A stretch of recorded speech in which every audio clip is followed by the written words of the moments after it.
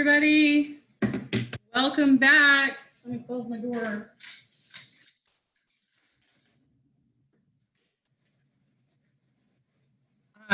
How's the sound? You guys can unmute yourselves.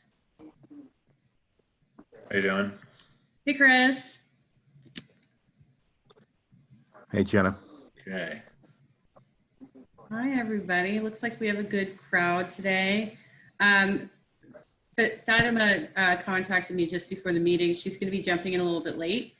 And I don't know if Aaron's going to come or not, but if he does come, I'll let him update you. If not, I'll give you an update on what's going on with Aaron and his race in the Rhode Island.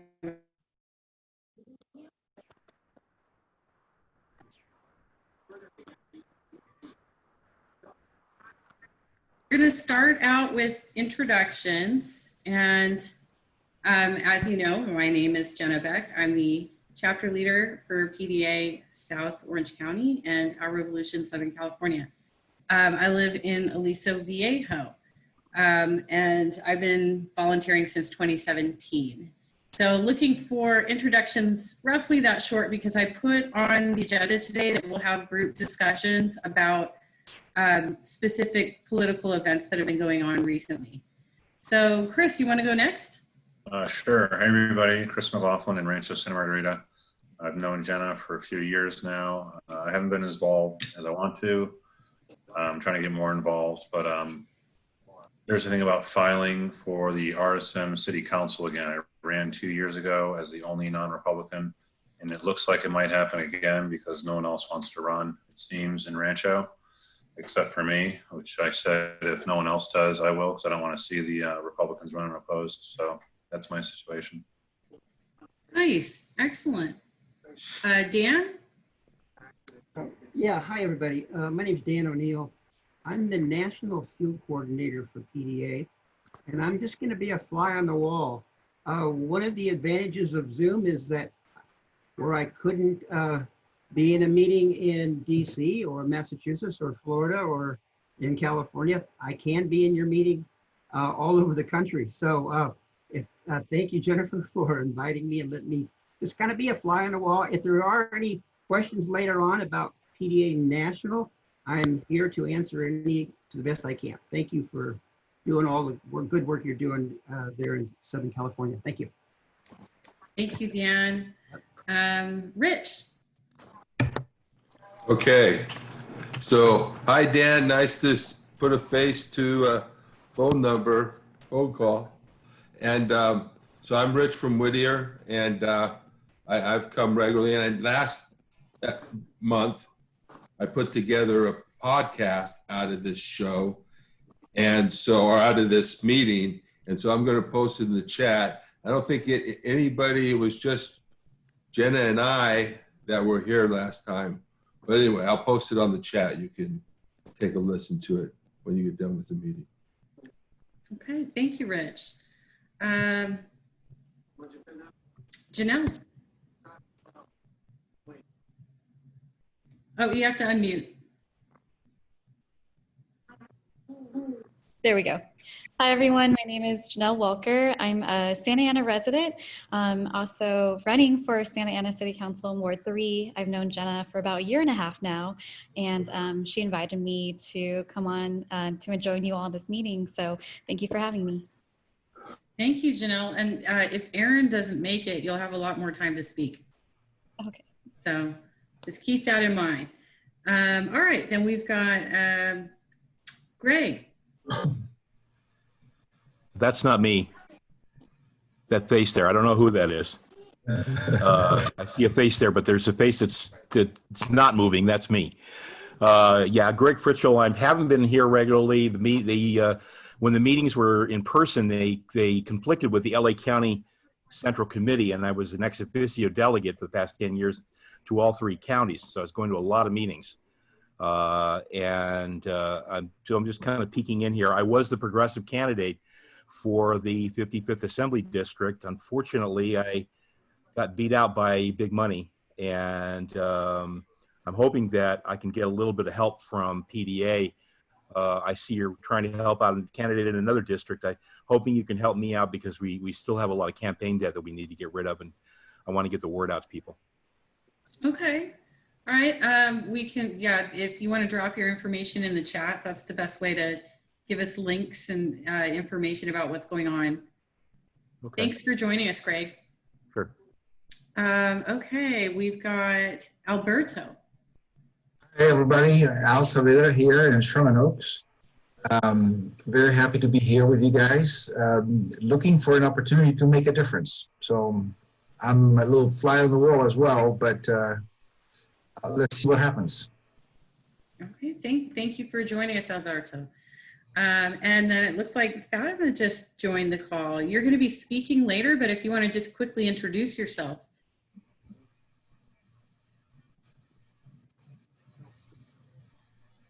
Okay. Yeah. Hi, everyone. My name is Fatima. I'm actually a public school teacher running for state assembly. I'm located in Carson, California, and I really look forward to speaking to you all soon. Thanks for having me. There you are. Okay. Okay. So we'll just move along. And let me see what's next on the agenda. Okay. So normally I would have Dr. Bill do this part for me because he always tells, let me share my screen real quick. He always tells the backstory of PDA for me. So maybe Dan could do the honors for me. It's this is where we talk about the Change Makes Change program. And this is to help PDA keep going. It's asking you to be a, I don't remember what it's called, continuous donor, basically, to donate like $5 a month to help them be able to have the materials necessary to support the chapters and continue the activism work. Dan, do you want to, is there anything you would like to say about this program? Yeah, can you hear me okay? Yeah, you might need to speak up a little bit. Okay, now, is that better? Yes. A little bit better? Okay, good. Yes, our PDA, as many of you may know or may not know, I don't know, we don't charge monthly dues like some organizations do. We have a very large database, and we have a large sustainer base, and it needs to be larger. So what we rely on is people donating $5 a month or $10 a month or $20 a month, whatever, each according to their needs. So for example, I give $40 a month and I'm on national staff, but I have a brother who's an attorney in San Jose, California, who gives $150 a month because he can afford it. So whatever you guys, whatever you can do. So each chapter meeting, we try to encourage new members and people who have not sustained to go to our website, pdamerica.org, and sign up to be a sustainer. And we appreciate that. That keeps this organization running and going and paying for all the bills, and they're substantial. But I did also put the PDA Nation Builder address on this slide where you can sign up for the Change Makes Change, and it explains the program a little bit more. So, okay, so we'll move on. The next program that PDA does is called Educate Congress. And again, the web address is at the top of the slide. This once a month, we ask members of the chapter to write to their local congressional representatives and their state and their senators, their US senators, to address specific issues that are going on, progressive legislation that we're trying to get passed. So right now we're focusing on COVID-19 relief, police brutality, and the need to cut the Pentagon budget and more. And on this slide, you'll see the specific action, the legislation that they're working on. There is, you can sign up to get an email from Mike, I think it comes from Mike Fox.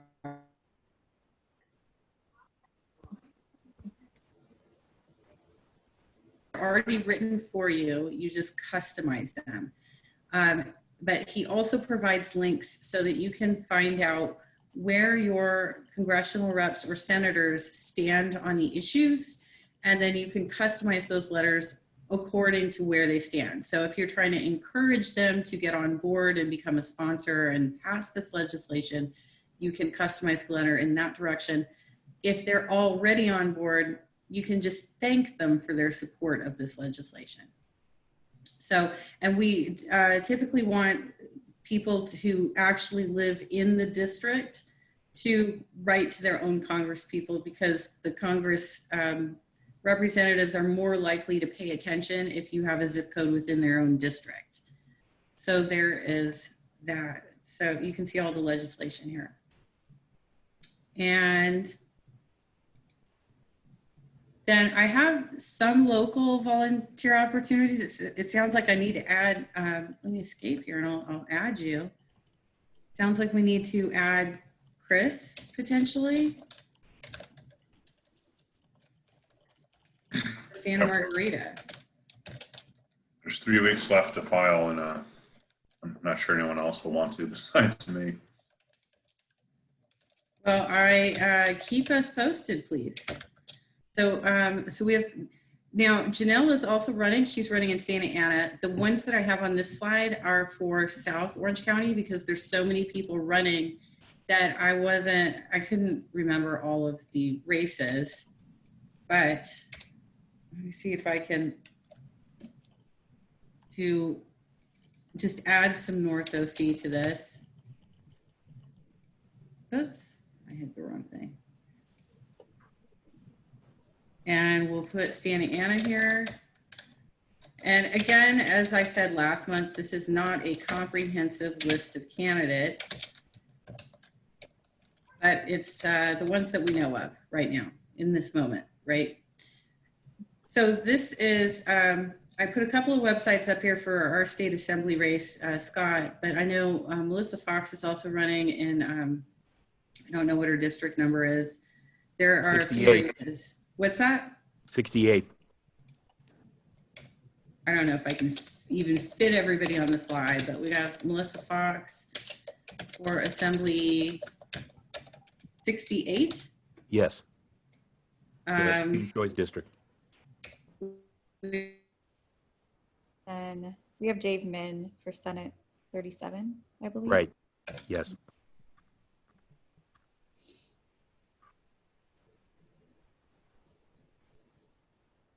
Which is in the Compton, Watts, Carson area of Los No, Angeles. no. That's Senate 37. It's Costa Mesa and thereabouts. You're talking about Dave?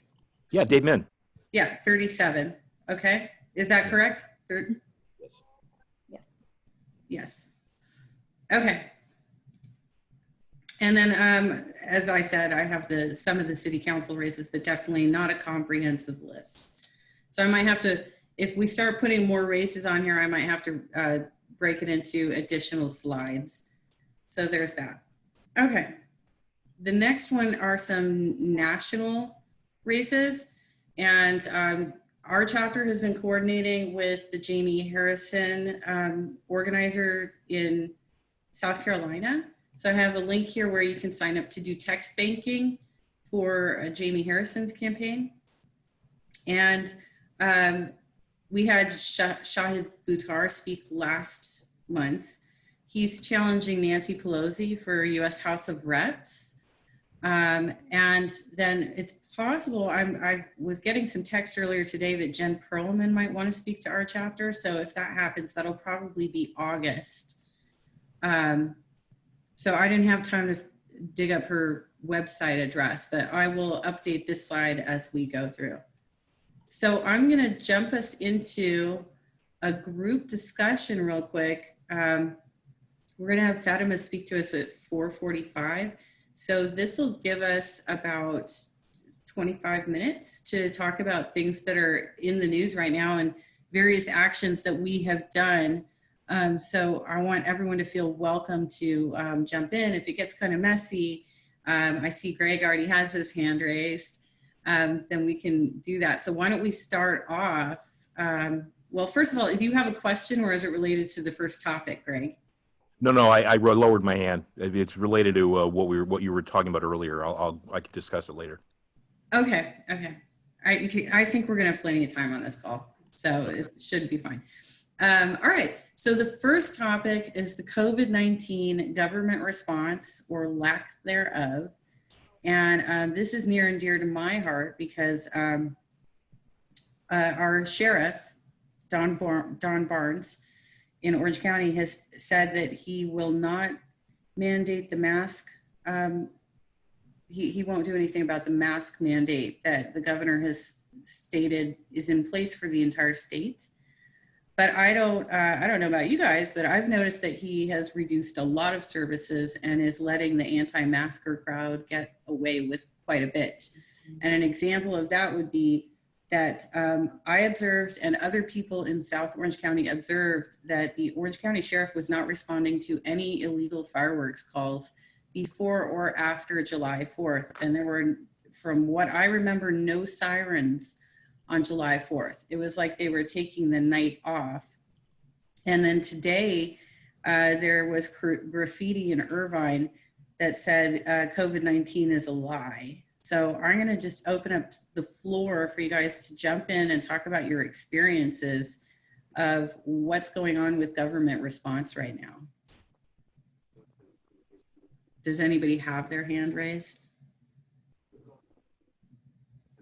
Oh, there we go, Chris.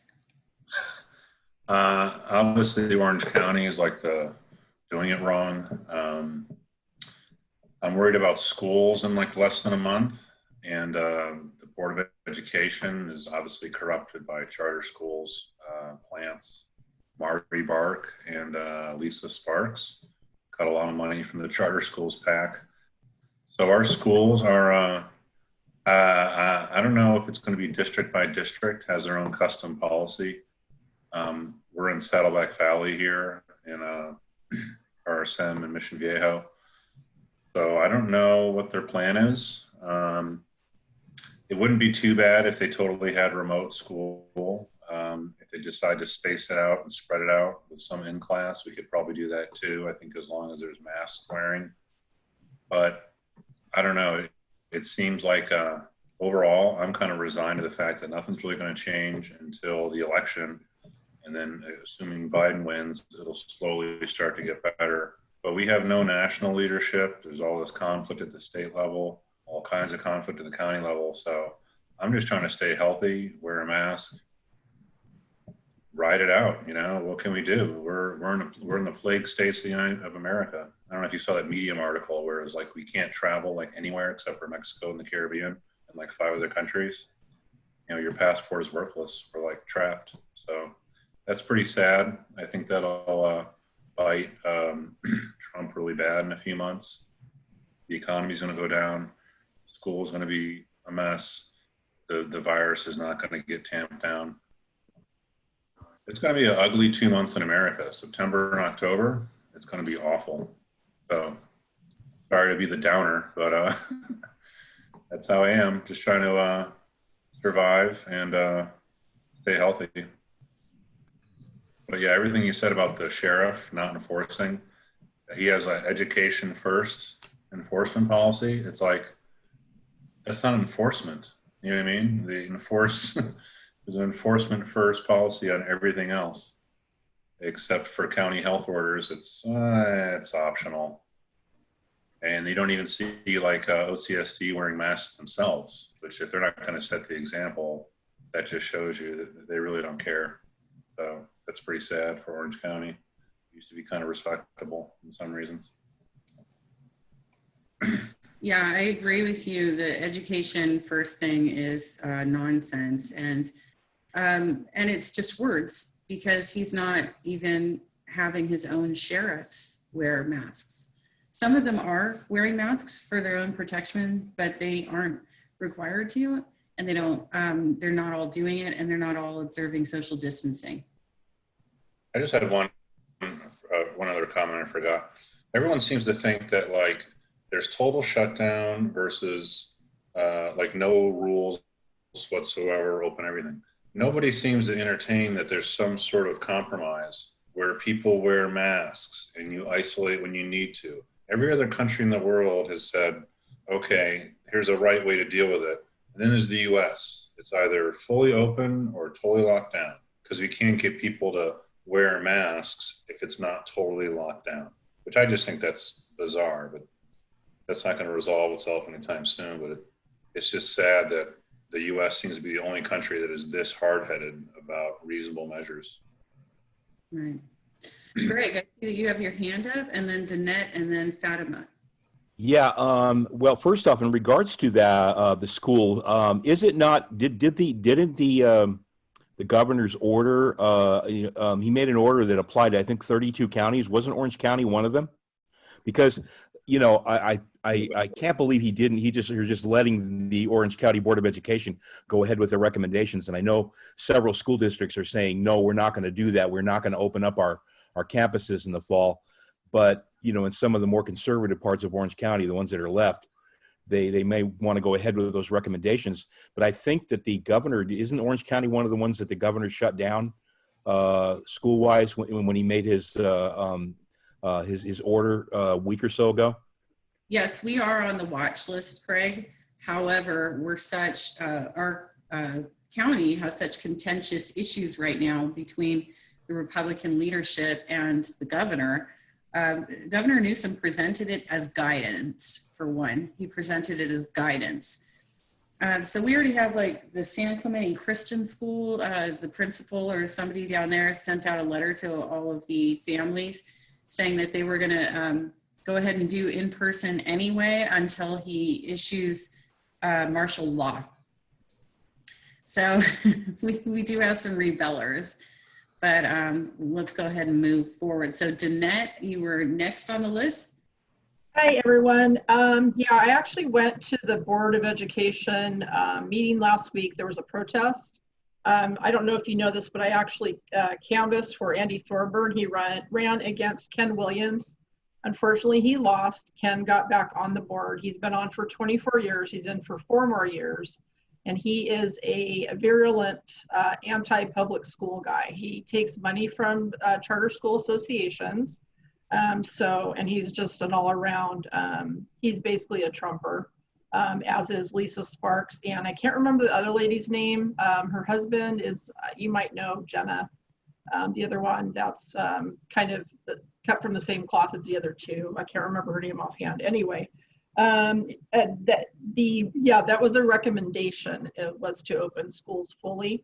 It's up to each individual school district if they want to follow that mandate.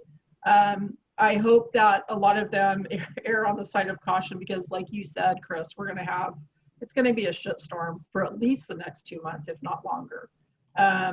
Vaccine isn't even on the horizon. So I don't even know what to say about these people anymore. I've run out of words. And I just hope that, common sense prevails, but somehow I think that perhaps it won't, especially in some areas. So anyway, that's my take. Thanks. Right. Okay, Fatima and then Rich. You can let Alberto go first. I think he has something. Yeah. Okay, let me go first. So we are in the pandemic. And one thing the pandemic has done is it has highlighted how dysfunctional our healthcare system. Of course, we hope that distancing and face masks and so on control the pandemic enough so that we do not overwhelm the healthcare system and we end up like in Peru with bodies on the streets. Having said that, one of the things that this pandemic has done, it has highlighted the need for Medicare for all. There's no question about it. I have participated in many events recently, especially this state commission created by Gavin Newsom to study what to do with the healthcare and whatnot, which is a farce as far as I'm concerned. So nevertheless, what has happened, is that there's an underground group of people like us involved in single-payer activism that has identified one particular political race that we have identified as pivotal. It is, you know, when you look at things from a military perspective, I'm a student of military strategy, you want to pick the one hill in the battlefield that if you take, you win the battle.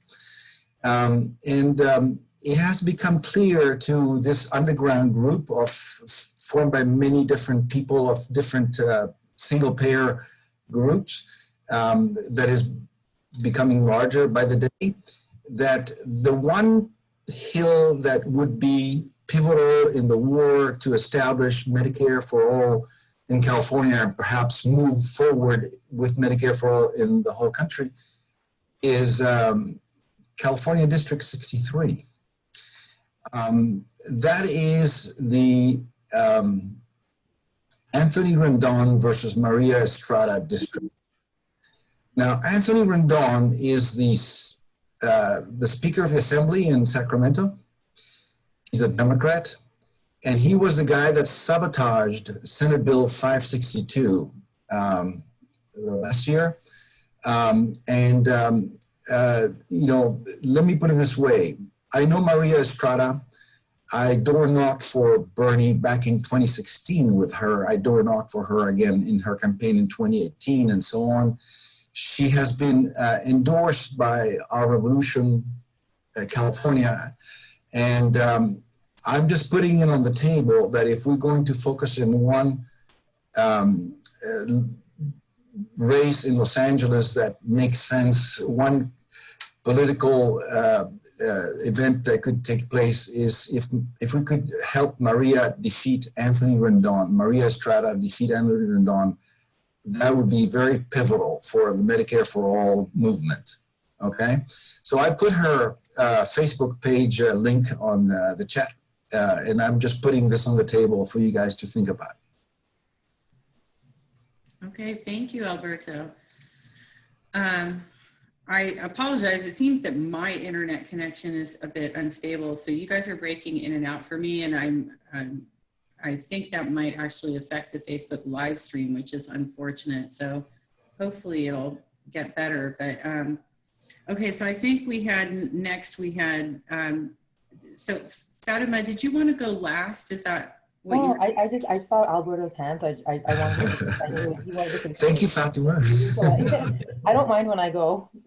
Yeah, I can go now if you want. Okay, yeah, go ahead, and then we'll get to Rich, and then Greg put his hand back up. Yeah. So it's really great to be here with you guys. Yeah, but I know Maria. She and I are friends because her district is intersecting mine as well. I actually think, like when we're talking about COVID, this is such a like it's not just about like Medicare for me. That is one thing, but it's about like the system we have created right in this country. So if we think about it, I was just listening to NPR this morning when I was driving. Even India has less cases than America, which is crazy, right? India has doesn't even have toilets everywhere. Doesn't even have it's developing in many areas, and the population is greater than America too. And there's someone from my gym who's an expat from Denmark, and they're like, yeah, Denmark's opening up, the schools are fine, New Zealand's opening up. Like, I feel like it's really important to say this because I feel like when we're in America, to me, it's not about one issue, but it's really about the way we make democracy for everyone. That's like ruining our entire system from every level: healthcare, housing, who can get elected, who can vote, voter suppression, right? And we are really a farce to the rest of the world now, because we have the highest number of COVID cases, and yet we have the most money. So it's clear, right? Like what we're prioritizing is not the people of our nation, right? And so I just wanted to point that out because to me, it's Medicare for all. I completely agree with that. But it's also about, getting in publicly funded elections, ranked choice voting, expanding our democracy so we can actually elect a group. Because even if Maria Estrada gets in, and I want her to, I'm a fan of hers too, right? Everyone in the legislature there takes corporate money, insurance money, developer money, right? It's going to take a group, because even with the squad in Congress, right, how much can they really pass through, right? But if we can make it easier to expand our democracy and get more progressive, you know, not just, I don't like always like that word progressive, more just people that aren't bought out, right, elected, I think that'll change like our entire democracy, right? Because it's not just about that. It's about who's getting evicted, right? It's about who's able to, yeah, healthcare is a huge one. I completely agree with that. Like who's able to get healthcare, and we see that marginalized communities aren't. So I just think like it's about our entire system, and healthcare is a big part of that, you know. But yeah, and it's not normal. Like I'm just gonna say this again. Like what we have in America is very abnormal, and probably like I don't know it because I'm happy we have a democracy, but we don't treat our people. We really, really don't. And I don't want any of us here or anyone to ever think that this is normal or this is like okay, because it's not normal if you compare ourselves to the rest of the world. So yeah. Right. Yeah. Right. Okay. Rich. All right, can you hear me? Yeah, I guess so. So I think democracy is the issue. I do think that. And I don't think we'd have any of this if we didn't have the rhetoric and the propaganda coming from Trump and from Breitbart and all the news sources, that we wouldn't have any of this stupidity. I mean, absolute stupidity that this, let me change this view. Yeah, that, you know, we have a constitutional right not to wear masks. Where does that come from? This is, we would have much less stupidity. And in fact, a lot of these things that are happening because of what's coming down from the top, what's coming down from Trump, what's coming down from those who are in power in the media, who are in the right-wing media. This is all the result of that. And that is a direct effect on our democracy as well. So if that's, I think, something that if we're going to deal with this, I'm working on dealing with counter propaganda, not just trying to explain to them that, oh, yes, no, you don't have a constitutional right not to wear a mask, sir. That's not enumerated in the Constitution, and you can't really make an argument for that. Just like you don't have anyway. But to actually educate people about propaganda so that we can be aware of what it is, so that we can deal, because what we're dealing with is like a cult. We're dealing with people, and we need to go through a same process of like, I can't think of the word, but de-indoctrinating cult members. Deprogramming, yeah, that's it. Deprogramming. So that's how we have to really deal with this situation. But anyway, that's just my 2 cents. Okay, thank you, Rich. So we're going to have Greg and then Janelle, and then let's switch to the next topic. Okay. Well, first off, you know, my response to people in regards to that is, you know, when they try to talk about constitutional rights, what I've been deciding we need to do is just ask them, okay, tell me where it says that in the Constitution, because I've read the Constitution and I don't see anything in there about masks, you know. And I mean, the problem with that argument is, you know, if we can't be forced to wear masks in public during a pandemic, how can we be forced to wear clothes in public all the time? You know, I mean, it's like there's a disconnect in logic there. So I try to put that on people, because most of these people are thinking in simple terms. So I put it out in terms of a simple argument. But in terms of, I really want to get back to just briefly what both Fatima and it was Alberto, what they said, what they were saying earlier in regards to healthcare. First off, I'm hoping that we're finally seeing the tide turning in terms of motivation toward Medicare for all, because the reality is this should be teaching us a lesson that we have to be prepared, and that's exactly what Medicare for all is about. Is we're prepared for any situation and we engage in preventive medicine and avoid some of these problems. But and I have to really mirror, I'm really happy to see that there's somebody challenging Anthony Rendon, because I got to tell you, he has a lot to do with why I'm no longer an assembly candidate. He was really kind of behind the effort to prop up Andrew Rodriguez and get all the funding behind him.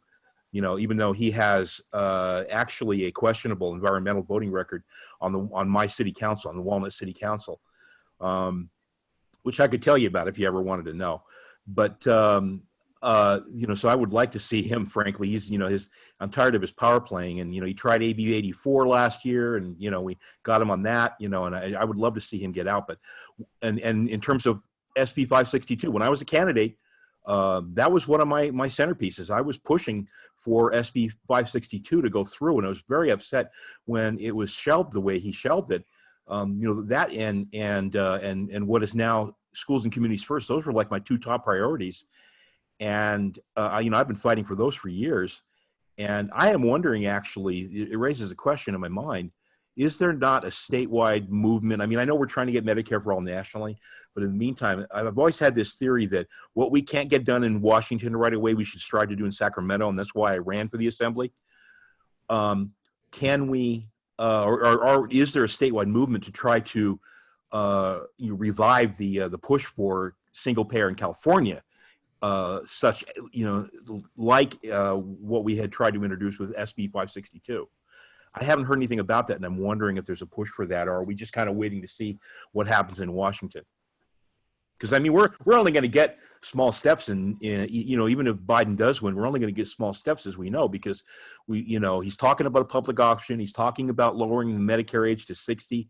Those are really small steps, you know. And in the meantime, can we just go forward and create a single payer system in California and show the rest of the country how it works? I mean, what are we doing in regards to that? Greg, I think that actually came up on one of our maybe the last meeting or the meeting before. And yes, you're absolutely right. I don't know that anybody has been identified on the, that would actually be the author of a revised like 562 type bill. So you're correct. And that's too bad. I would have been ready to do it if I had a shot at the assembly. And public financing, by the way, maybe I would have had a shot if we had that too, because it was money that killed us. Okay, let's go to Janelle, and then I think we'll just go straight into Fatima's guest speaking, and then we can circle back later and see if we have time to cover the other two topics. So Janelle, if you'll close us out on this one. Yeah, just to piggyback off of Fatima's and Greg's comments about money in politics. I came from labor, so I used to work at the Orange County Employees Association. They are the largest public employee union in the county of Orange, serving 18,000 members roughly at the county of Orange. And my job there, I started as an intern, and my internship program was to look at money in politics. And so I actually created a database that tracked California 460 form information, the schedules A and B, you know, who are the donors, how much are they donating? And then once I took all that information, I was able to query it. So I was able to look to see if there are outsourced contracts, or these outsourced contracts being given to a lot of these donors who are probably bundling their contributions via their lobbyists and other corporations that their lobbyists represent. So I have seen the power of money in politics, but I also think that that's where we have an opportunity to speak truth to power and show what corporations are receiving special benefits and public funds in exchange for their campaign contributions. So while this is a very big problem, I think what we need to do is first empower people to look at public data and public information. It does us no good if we have all of this public information, sunshine laws, and we don't do anything with it as voters, an electorate, or the public who doesn't vote. So I really think what we need is more widespread training on how to become advocates with quantifiable data back in their arsenals. So hopefully, you know, if we start to show how much money is in politics, then we can show the general public, look, you need to vote for this person and not this person. This is why. Okay, thank you, Janelle. All right, so I'm going to turn over the floor to Fatima, and if you want, go ahead and tell us about your race, tell us about your background, and all the key points, and give us your volunteer links too in the chat. Jenna, how much time do I have? Because I do have a short presentation for about like 10 minutes. Like that's fine. However, okay. I can make you co-host if you want that's okay. Share things. Thank you. Let me see. I'm still kind of new to Zoom, so you gotta bear with me here. Make co-host. Okay, so you should You should be able to have the share Yeah, ability now. yeah, I'm going to yeah. mute while you're doing this. Okay. Um,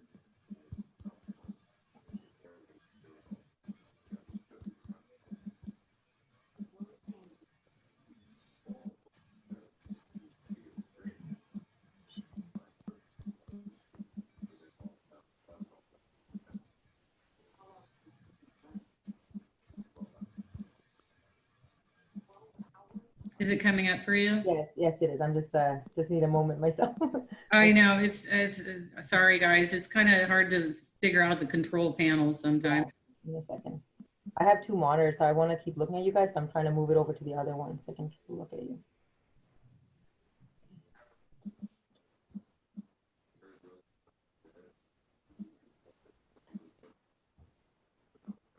All right, do you guys see my presentation? It's loading.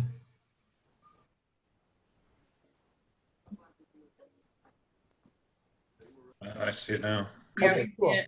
Yeah. So this take about like 10 or more than 15 minutes, but thank you, Jenna, for having me here. There were 2 points I want to address before I started. So like Medicare for all can actually happen at the state level. Rokana has a bill that passed that actually mandates that we could actually do it from the state by state level. I used to live in Saskatchewan. I used to be a Canadian citizen, and that's what Canada did to achieve Medicare for all. So it's completely doable, and there's a model for it. And then yeah, and Janelle, I love your point too. I'm going to get into my district, but it's actually one of the poorest in California. And what I did, I had a virtual town hall on special interest money and politics. And that's exactly what we did. I shared like all the links, I shared everything where people can actually just do their own research and look into their own local officials. And it was so useful because I've noticed in lower income communities, it is so organized and there's so many activists, but what I'm seeing that's missing is like the connection between the corruption and why, right? And so, yeah, that was really helpful for them. And I completely agree with you. Like education is like knowledge and we have to do that. So, all right. So that being said, yeah, my name is Fatima Iqbal-Zubair, running for State Assembly District 64. I'm actually running against the Democratic Caucus Chair, Mike Gibson, if you guys have heard of him. He's been in there Yes. 6 years. Yeah, from Compton, yeah. Yeah. Friends with Anthony Rendon too. I'm pretty sure they're both the same, Mhm. right? Alberta, right? But you know, yeah. So this is why I'm running, right? So my background is I'm a teacher. I'm a public school teacher. I've also lived in multiple countries. I was born in Dubai. I'm Sri Lankan by heritage. I'm Muslim. I wear hijab, so hopefully that was obvious. But I immigrated when the Gulf War happened. My family immigrated to Canada, so I lived there for about 7-8 years, became a citizen, and then moved out to New Jersey, moved out to California in 2009. And so that's kind of like my journey, but that really is a big part of my story and why I'm running, because I actually saw different governments, right? I was in Canada, saw healthcare for all. Like I didn't hear about the stories of all these bills, and like we didn't even have to talk about healthcare because it wasn't even an issue. And then, you know, I saw how they treated immigrants. You know, Canada has its own issues, but it did better, a lot better than the US in a lot of aspects. And I saw the government, like how in Dubai too, like, you know, having pretty much a dictatorship and what that was like and the income inequality there. But it was really my time in Watts that shaped me. So I'm sure you all have heard of Watts, but I actually started working there when Trump got elected to office. Well, before that, in 2016, before he got elected. But it really changed everything for me, for my students, particularly in the lived experiences. You know, the truth of it is this, and this is a scary truth to admit, that like, you know, I'm middle class, and a lot of us that are middle class, the fact that Trump is in office is horrible on many levels, but it might not affect our daily life, right? Just because of where we are with our jobs and with our homes and things like that. Who it really affects a lot is those folks that are, you know, living in these marginalized communities, folks of color. And that is just the truth. Like when Trump shut down the government, for example, like my students were worried about getting food. You know, a lot of the community has essential workers, and not just that, the schools are under resourced. I'm going to go into the issues, but that's really what inspired me to run for office. Was really just being fed up with what I was seeing and thinking that this is the richest country in the world, and California is the richest state, by the way, but we have, even in California, the largest income inequality and like the most homeless, and this didn't make sense to me. Then, of course, looking at Mike Gibson and his record, right, too. I did also a lot of like environmental work in the community, and I saw that like people knew what was up. We didn't have clean water at our schools. Watts has the lowest life expectancy. But when we look at the distrust that marginalized communities have towards elected officials, it's huge, right? They don't even lobby them anymore because they've just like, oh, we're going to organize on our own and get these small victories, right? Because we can't even get these larger victories, right? They've just given up on even on Democrats even because it's like it's not going to happen, which is so sad. And I'm going to get into Mike Gibson's record, but he basically is the second biggest acceptor. I'm going to stop myself because that's going to come up in a slide later. But yeah, that's why I decided to run. I was briefly his commissioner for education. I saw the way he did things, like typical corporate Democrat, but actually one of the worst, which is what I'm going to get into. How would I break barriers? Obviously, as a woman, I have a son with autism, which is also a big part of my influence on how I run. He goes to the public school system. Only 3 immigrants at the state assembly. Only 2 with a K-12 background. I'd be the first Sri Lankan and the first Muslim ever in the entire state legislature. So California has the largest amount of Muslims, and there hasn't been a single Muslim elected. It's no surprise though, because it's a usually a rich white man's club up there, right? You aren't going to see diversity because it's made that way. So we shouldn't be surprised, but we have to acknowledge that it's completely wrong that it's that way. This is what I'm fighting for. Actually, the reason I talk about democracy a lot is I actually want to expand our democracy, allow more voices in our democracy. Campaign finance reform is really about, a big part of it is overturning Citizens United, which happens at the federal level. We can't do too much about that on the state level. There is some things we can do, but what we can do at the state level, which is what Maine has, is ranked choice voting. So I want to bring ranked choice voting to California. Even in my district, 25% of the folks are independent. And I feel like we have these polarized parties, and those of us that are for the people and in the middle, like, don't really have a space. Publicly funded elections for sure. I want my students to run one day. I want all of you to run one day. But right now in the system, it makes it so hard to run, like so hard to run and win. Of course, these are my other priorities. For lack of time, like I won't like read through them. You guys could read them. But one thing I do want to highlight is like immigration justice. There are all these committees at the state legislature, but there's not a single committee on immigration, which is ridiculous because California has the highest amount of immigrants in the entire US. And it just shows that we aren't prioritizing immigration. Yes, more holistic legislation can happen at the federal level, but there's a lot more we can do to protect immigrants in the state that we aren't doing and we aren't prioritizing. So I want to start the first immigration committee. Here's my district. So in my district, which is District 64, I wish I had a map, and I'm so sorry I didn't put up a map, but it includes a little bit of the South Bay, mostly South LA. So Carson, Compton, Watts, Wilmington, Willowbrook, Rancho Dominguez, North Long Beach. I mentioned Wilmington already, but those are the major communities. Here are just some of the quick stats. Okay, so our district is the 5th lowest median income.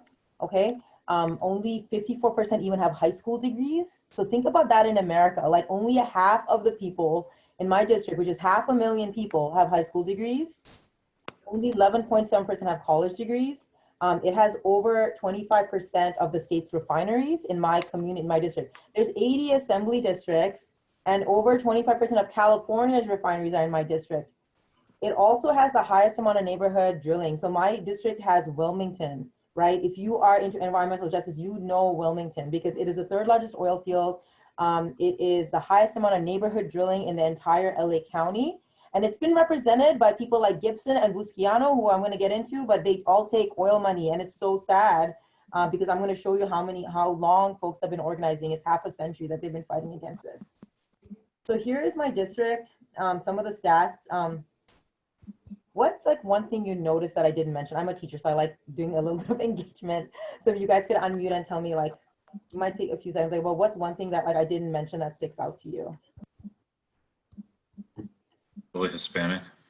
Yeah, thank you, Chris. So my district is actually a little higher now. It's about almost 70% Latino and about 24% Black. It's 90% people of color. All the stats I gave you for education, for environmental injustices, actually housing, I forgot to mention that we're 4 times the eviction rate of the entire LA County, is racism. These are issues of racism. My district is 90% people of color, 100% low income. The truth of it is, though, I'm running not just to represent my district, I want to represent California. I'm just highlighting my district as an example of pockets that we have in California, which has the most wealth, and how incredibly unjust this is, and how incredibly sad this is, and how infuriating this makes me, and it should make you. we are in the richest state. Why do we have these stats right now? You know, here's Mike Gibson. He's the second biggest acceptor of corporate money in the entire state legislature. In the entire state, so that includes the state Senate, and that includes the state assembly. This is not, that doesn't even include all his money. That's from the primary, so I didn't update the slide yet. But he takes pretty much oil money from we have about 5 refineries in the district, oil money from all of the refineries. Even when we have environmental groups suing them, he still takes, like, he's just very corrupt. Takes charter school money, takes everything, health insurance, I mean, any type of corporate money he can get his hands on, he takes it. And we know why this matters. I don't think I have a slide on this. I have a slide on Gibson's. I don't. So let me talk about his record. I don't know where that slide went. But if you look up his courage score, I'll put it on the chat. So a courage score, Mike Gibson. Why is this so significant? If you go on courage score, he's one of the worst Democrats, not just for Medicare for all, but for everything. So even he had like a D or F in his courage score. What he does is, even when bills pass through, he'll vote never or he'll vote no. But a lot of times he'll vote never, which means that you simply are a coward and don't have the courage to stand up for one of the worst districts, which is preposterous, and he shouldn't be able to sleep at night. But all I can think of is that he's an immoral person that somehow does this bullshit. Sorry, excuse my language. But that's what he's been doing. I decided to run one day because when I was standing in my living room, my husband was at work, my son was at school, and I had tears in my eyes looking at his votes and thinking about the lived experiences of my students and how they have asthma, how their families have cancer, and how he doesn't give a damn about them because he's apparently, even bills that go through, he votes absent on, and that's just ridiculous. Like, he should be authoring a Green New Deal, the amount of injustice we have, yet he's on the complete opposite side of the spectrum, right? Which is ridiculous. So look up his courage score. I'll put it in the chat, but that's how he votes. I mean, here's the difference between him and me. I outlined most of these, but he also takes the 5th most in police money. He's a former cop. He's legislated against the district's interests. You could look up his courage score for yourself. I think last year he got like a B, but the previous years, look at it from 2015, because you'll see some of his bad votes.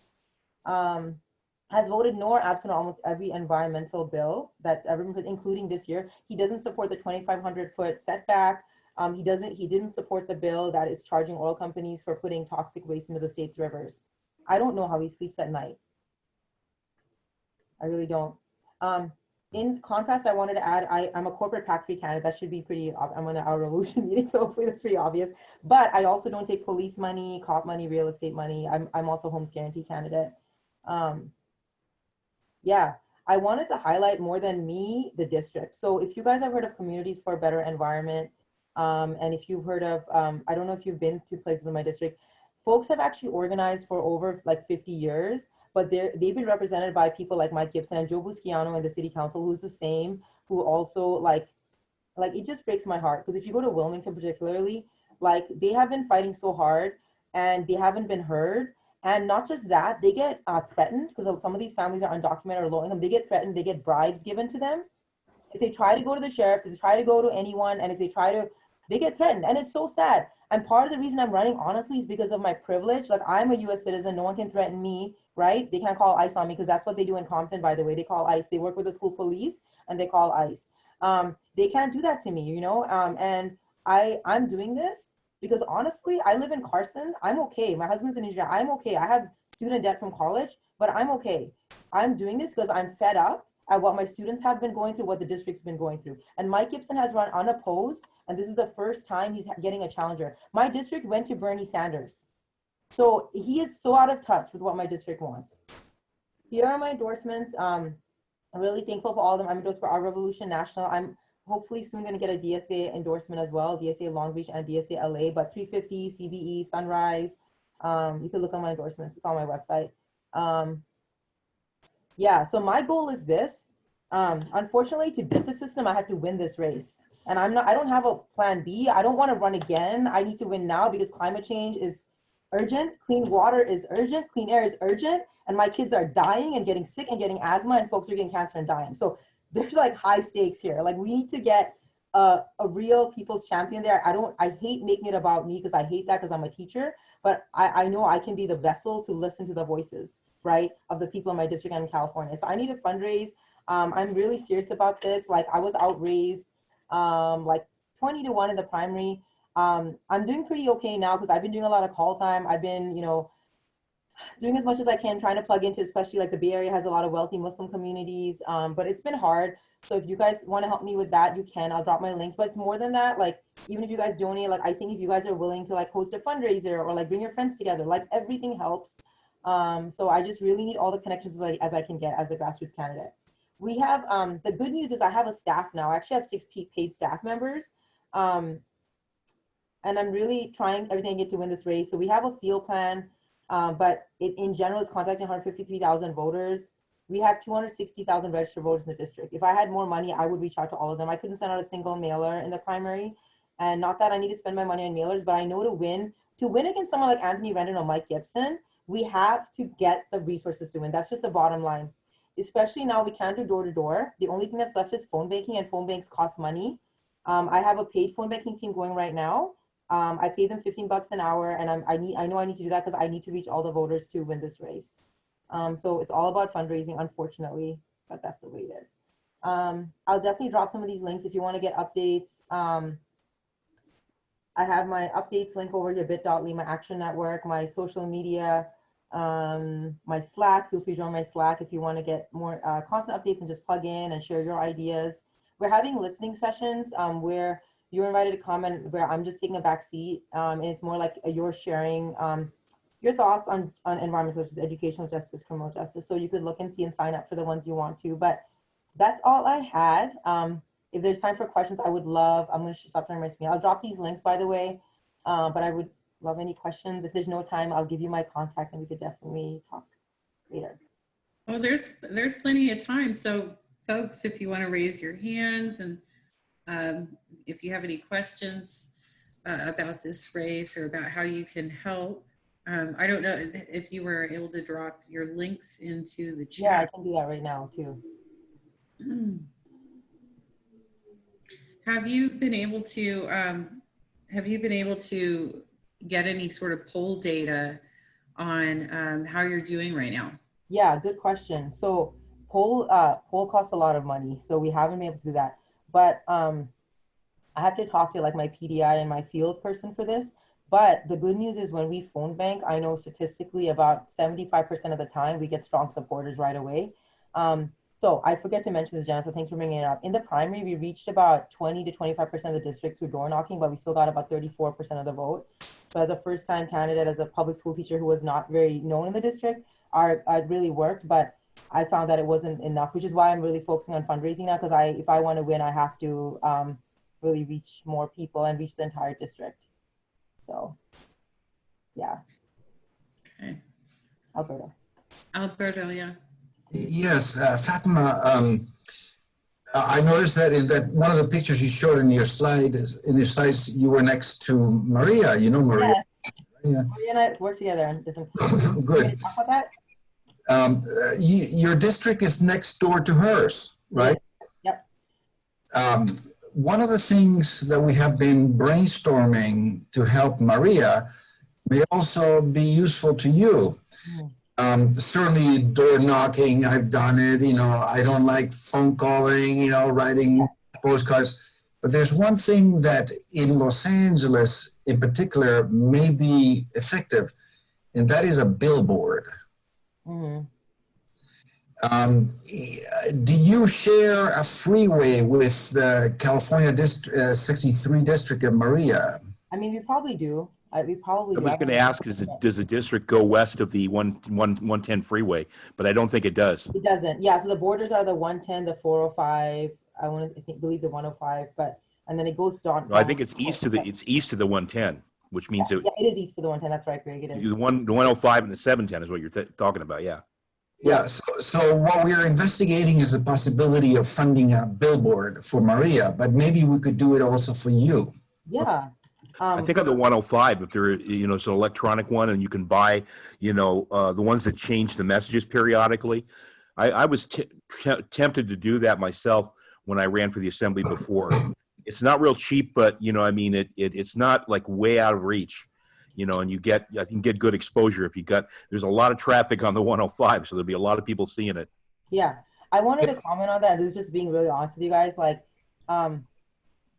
I know, like, if I have to win the shit, this is the thing. Even when I started my team, so obviously, like, you know, like, I'm really passionate about this. That's why I'm running. And then I have like the people that first came on my staff were really passionate volunteers. The two other people we're adding on right now are passionate volunteers.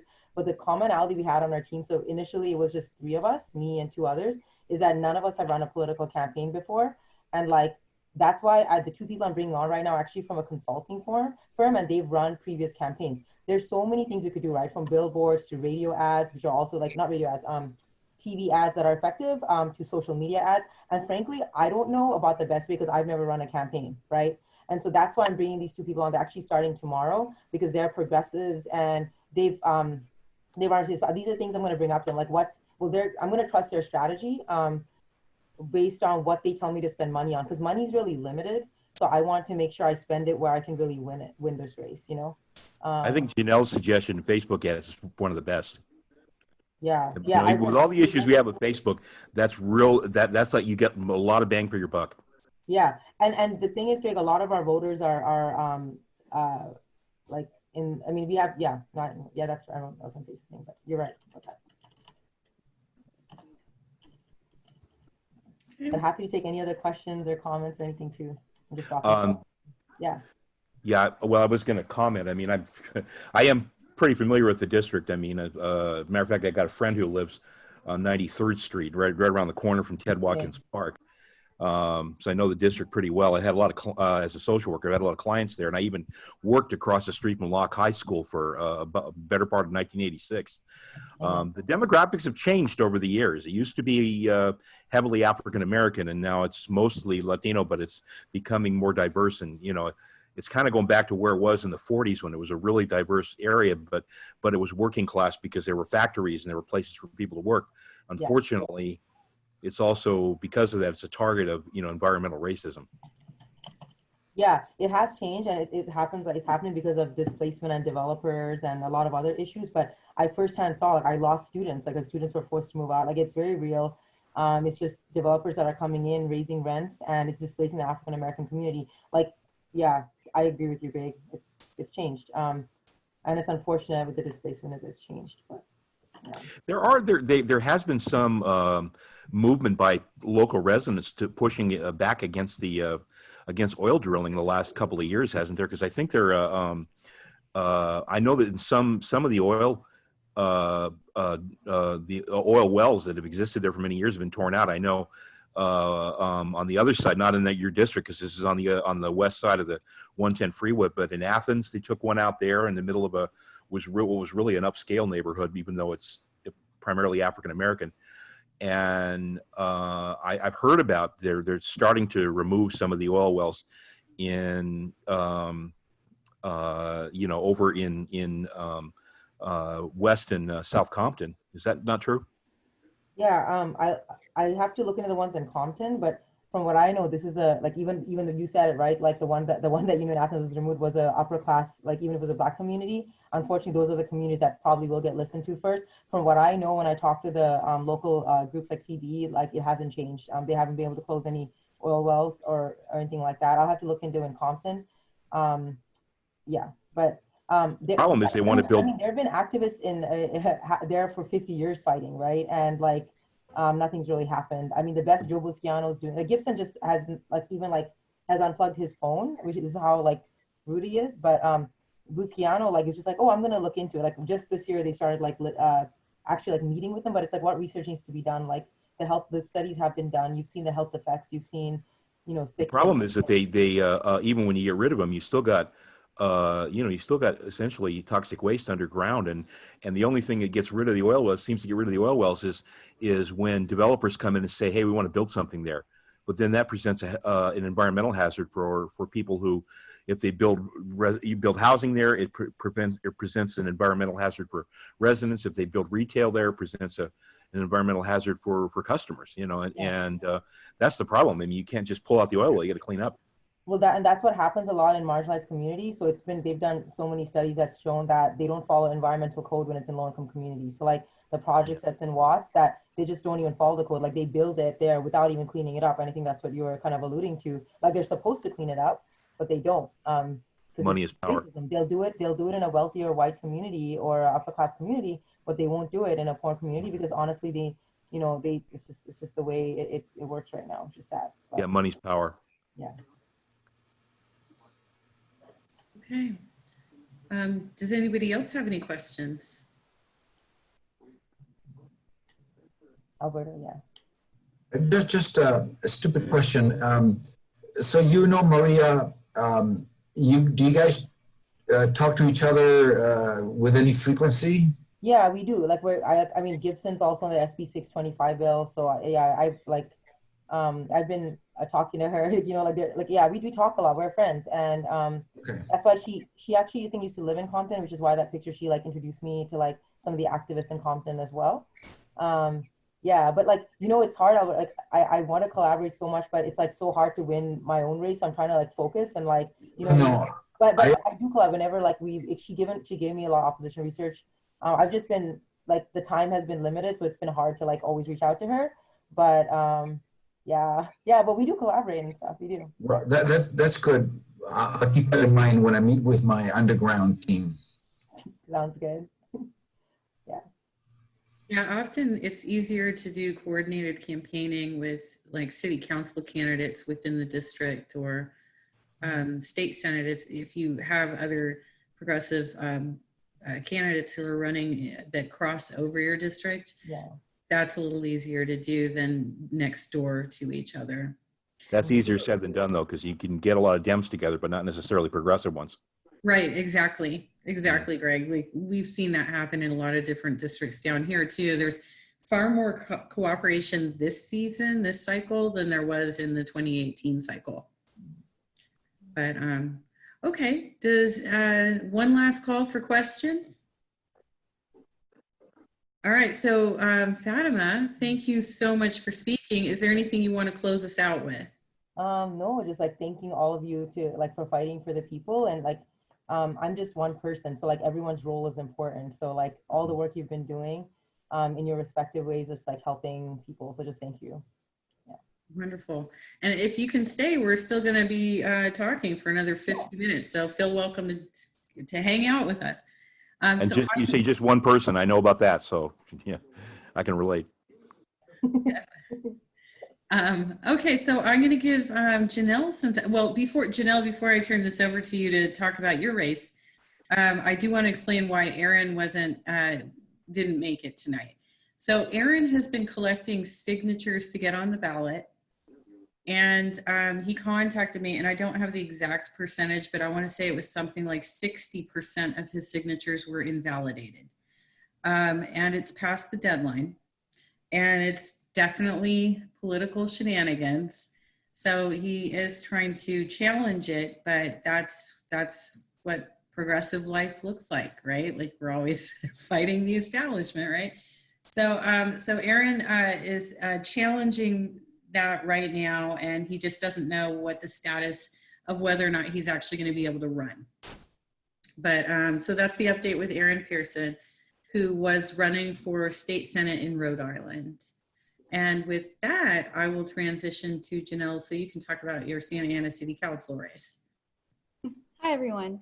Yes, so I'm running in Santa Ana City Council Ward 3. This will be the first election where the wards are going to be voted on from the residents in the ward. So prior to this, we did have ward boundaries, but the map's also been changed. And previously, those who voted had to vote at large. So you had to be elected, you had to live in your specific ward, but you were still voted at large by the entire electorate. So the first time we're gonna have district voting. The seat itself is gonna be an open seat. It's currently held by Jose Solario, who is running for mayor. So he'll be vacating that seat. I'm running as a very active Democrat. I've been pretty active in the DPOC. I'm an alternate on the Central Committee. I've worked on various supervisorial Orange County Board of Supervisor races as well. So I saw this opportunity and thought, I've always had this passion to try to speak truth to power, like I said, in very meaningful ways. I've been a big advocate, always speaking when I can at public comment at various city council, County Board of Supervisor meetings. So when I saw this opportunity, I thought it would be very powerful for me to run, because what I do see in the city of Santa Ana, just even tonight, I was looking over the city council agenda for Tuesday. That's when we have another council meeting. And one of the items is something that may seem very benign to most individuals. It's an outsourced contract for, let's say, graffiti removal. Well, if you read into the fine print, it's saying that it's a no bid contract, and it's a no bid contract because the city council in their municipal code has a policy saying that they can approve contracts without bid as long as the vendor has been approved by another jurisdiction and gone through their vetting process. So there's just a lot of processes in the city of Santa Ana that don't seem very accountable to residents, don't seem very transparent. And since I've been 21 working for a labor union and understanding the power of local politics, I've wanted to make that process very transparent and accessible for residents and educate them at the same time. So that's why I'm running. I'm hoping to educate all of the electorate as I continue through on this race. It's a pretty crowded ward right now. So there's 3 Democrats also running. There's also, I checked the filing yesterday, there's 2 independents who are also running out of Flora Park. So the ward itself is a very interesting ward. It's the most north portion of the ward. So kind of just bordering like city of Anaheim. And my ward specifically also has 4 different school districts in it. So it has Santa Ana Unified, Garden Grove Unified, Orange Unified, Tustin Unified. So it's a very, very diverse ward. We kind of have the lower income communities, and we also have a very affluent community, which is kind of like Flora Park and Santiago Park. So there's a lot of, I'd say, a lot of communities don't necessarily see eye to eye. I think we see a lot of dollars going to like the more affluent communities. I'm half white and half Vietnamese. So my family, I identify more personally with like my family's immigration story, because my whole family, aside from my dad, is Vietnamese, or, you know, other family members that are married in are also Asian American as well. So I've always tried to, I've been an advocate in other spaces for immigration rights and for the rights of minorities who have been marginalized in the system. So I do see that that's a huge issue here in this ward itself. And I'd like to be a champion of that and a champion of making sure that, you know, the dollar is properly spent and we're a good fiduciary steward of the public dollar. And I think, unfortunately, that's what we haven't seen necessarily in the city of Santa Ana. With the Measure X funding, with the Measure X tax revenue that we've received. Just the other day, I think I went to like a Smart and Final, and I looked at my tax, and I bought something that was $30, and my tax was, oh my gosh, like $4.50. And I'm like, oh yeah, that's right. You know, we have the Measure X funding, but I like to make sure that that Measure X funding and any other, you know, funding sources that we have through taxes or other means are spent appropriately. So I think that's what I can really bring to the table. And that's what I want people to hold me accountable to once I'm at the city council level. And I also work at the County of Orange itself. So I work a lot with social services and connecting people to those types of resources. So I'm very well versed in knowing what that great need is right there currently, especially with COVID-19, having all of our CalFresh recipient numbers, I mean, doubling at this point in time. And so trying to really see how the city council and the County of Orange can work together. Because I think that's what we're noticing right now in COVID-19. We have a lot of government, different levels of government working in their silos. And now I think they're starting to realize they've been working in their silos for so long, and they're having to break those silos down in order to work together to, you know, get us through this crisis. And I really think that I'm also a very good communicator in the sense that I treat everyone with kindness, with fairness, and in a very, I hope, you know, in a graceful manner, because I don't want there to be dissension or personalities that cause us to not work together. So I also want to make sure that this council works together, because we currently have a majority Democratic council. And unfortunately, it's one of the councils that don't work together a majority of the time. So that's also what I'd like to see, what I think I bring to it personally. And I'd be open to any questions if anyone has any questions for me. To your point, Janelle, about the contracts, because I'm a proposal manager, so I respond to contracts, a lot of municipal contracts. And it sounds like what you were describing is like a piggyback clause or a vendor's list. And what they would do, there'd be a dollar threshold. Like they can do it that way as long as it doesn't exceed something like $50,000. But you're right, setting things up like that makes it easy to prioritize and shuffle things to certain vendors. Also, though, the entire competitive bidding process is generally favors a specific organization depending on who's in procurement and who's the decision making behind that. So really, if you want to impact it, you have to look at your procurement, who's responsible for actually making the decisions of awarding those types of contracts. And that's where you're going to see where the connections are. There generally are things in the solicitations that say that there cannot be any conflicts of interest though. So there shouldn't be any situations where they're funneling business to like their brother-in-law or something. There shouldn't be any direct connections like that, but just my 2 cents as a proposal manager on that. So does anybody have any questions about this particular race and what's going on with City Council? Who else is running against you, Janelle? What does the field look like? For Democrats, Jesse Lopez, Mark McLaughlin, and then the 2 independents are Danny Vega and Jeffrey Katz. Do any of them have any prior experience, or do you think you're pretty prominent amongst that in terms of your visibility already? I mean, experience-wise, yes, I worked at the OCEA, and I do work at the Orange County Board of Supervisors currently as a policy advisor and communications director. So in terms of like a resume, what qualifies me, I do think I'm, pretty well qualified for this role. And from what I've seen, like Danny Vega is an engineer. Jeffrey Katz, I'm not sure what his background is. He's spoken at city council meetings a few times, speaking out usually against like development. And then from what I've seen, Jessie Lopez, she works at a law firm. I think she's a diversity development coordinator. And then Mark McLaughlin is the chair of the Planning Commission. And I'm not sure what his profession is, but I know that that's kind of his experience with the city. In our town, we always have people that get elevated from Planning Commission to City Council. That's the usual path. So he probably has somebody championing him already on the City Council. That might be like your main opposition then, probably. Mm-hmm. Yeah, I've spoken to some council members. I've heard that they're supporting Mark. So just from what I know about Santa Ana, and it's not, just from what I hear, they seem to have a lot of shall we say, moderate Dems. They have a lot of Dems, but they're moderate people. They're in the mold of Lou Correa, I think. So is that pretty much what the other people are? They're really kind of dinos. From what I've heard of Mark, I mean, I don't want to speak of. I don't believe in slandering. I don't believe in, talking. Well, talking about their ideology is not slandering. Yeah, just from things that I've heard when I've mentioned that Mark is also running as a Democrat, people are just surprised. They're like, "Oh, okay, I didn't know he's a Democrat." So that's just what people have been telling me when I say that he's in the race. When people have talked about his track record, I've also heard that he's more of like that moderate route as well. I have a question. Mm-hmm.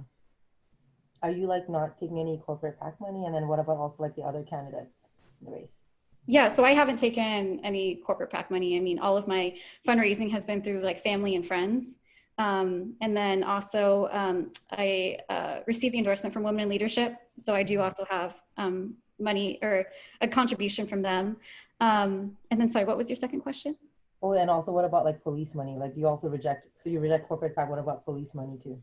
Yes, so I was a part of the, was one of the co-authors of the Black Lives Matter resolution that the Democratic Party of Orange County voted on. I think it was last month during an emergency meeting. And in that, one of our stipulations was you cannot take the endorsement or PAC money unless you're going to try to champion, these things that we've outlined for our Democrats, that we would hold our Democrats accountable to. Yeah, we have a lot of contention over that too, unfortunately. We did. Yeah. So one of the things was calling for a civilian oversight board with subpoena powers.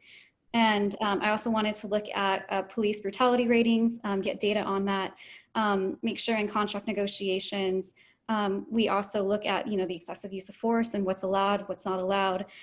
We've had many abuses in the city of Santa Ana, so it's trying to curb those abuses and really looking at this system holistically. I mean, even though I'm a huge champion of labor, I can't allow anything to continue to exist if it's going to be at the detriment of the residents. So I think it's something that we really need to look at, especially with the protests that have just occurred.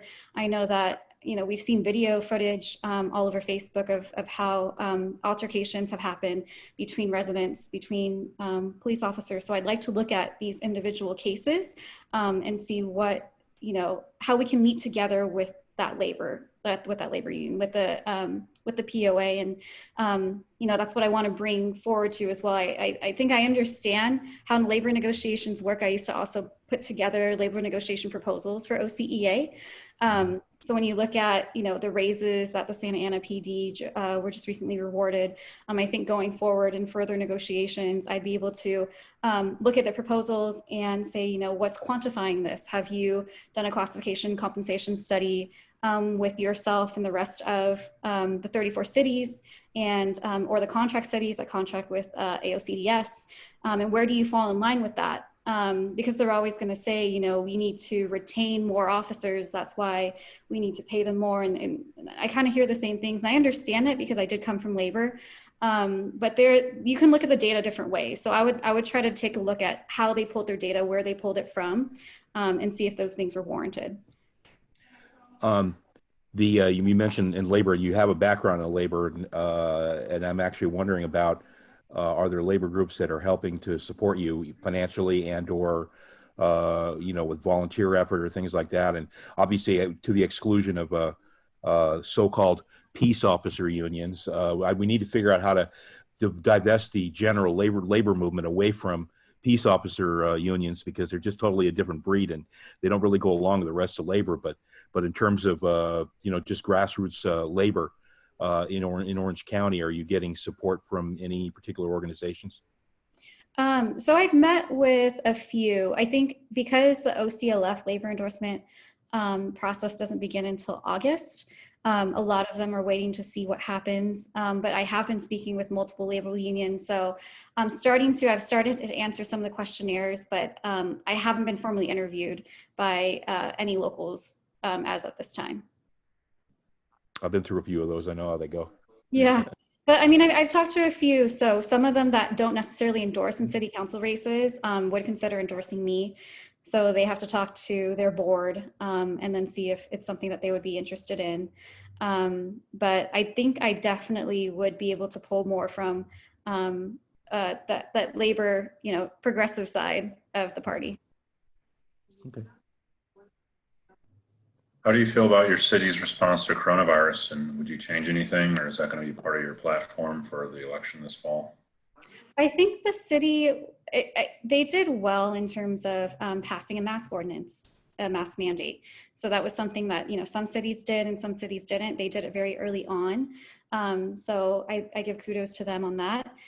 They also created an emergency grant program, which was really great. I mean, a lot of cities don't have the funding for it, but they were able to give out, I think it was at least, $800 to $1,000. But I think that cities, they're starting to receive more funds right now. So, I mean, in the current agenda for Tuesday, they're receiving $360,000. That's actually going to the police department. So I'd like to see where that money is going to go. Is it just going to go to PPE or is it going to go to other types of responses that will help residents? But I mean, working at the board level, what I've seen is just, it's really challenging for all jurisdictions across the board to really have a coordinated response. I know that working at the state level, from the county's perspective, there's been more of a disconnect than I would like to have seen. And so what I've heard from cities is that they don't have that same knowledge because they're also getting information at the same time as us.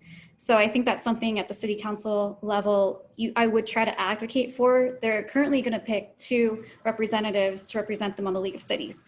And so I think when you have other associations like the League of Cities that can champion those issues in Sacramento, I think that's where you can really make a difference and say what it's been like for us on the city council to try to navigate through this pandemic without any sort of resource or a direct link to the state to get us through these times.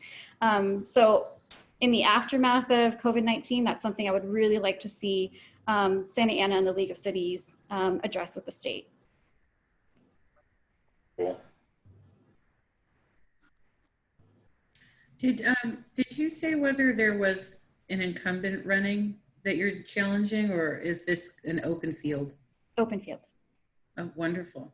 Mm-hmm. Well, you said this is the first time that they're voting in district only. Mm-hmm. Correct. Yeah. Okay. Well, okay. Does anybody else have any questions?